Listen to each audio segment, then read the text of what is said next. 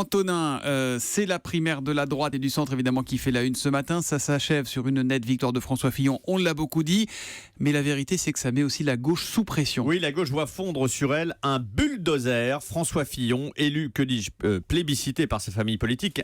Un score de 66,5% dans une élection qui a réuni 4,5 millions d'électeurs sur un programme clair et détaillé.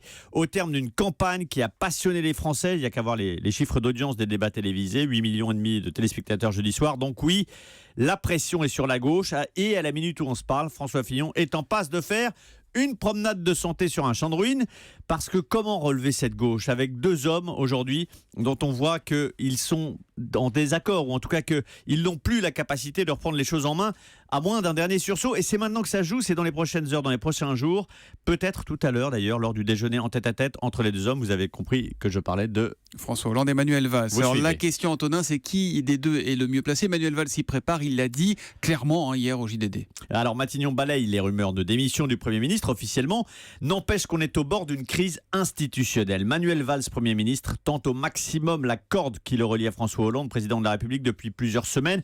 Une primaire sourde et violente qui se joue via les entourages, les déclarations à la presse. On est au bord de la rupture.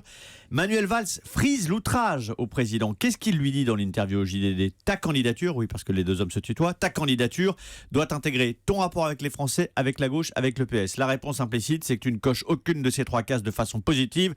Efface-toi. C'est à cette question que François Hollande doit répondre, et répondre vite, parce qu'on le voit, le PS, le gouvernement, la gauche sont au bord de la crise de nerfs.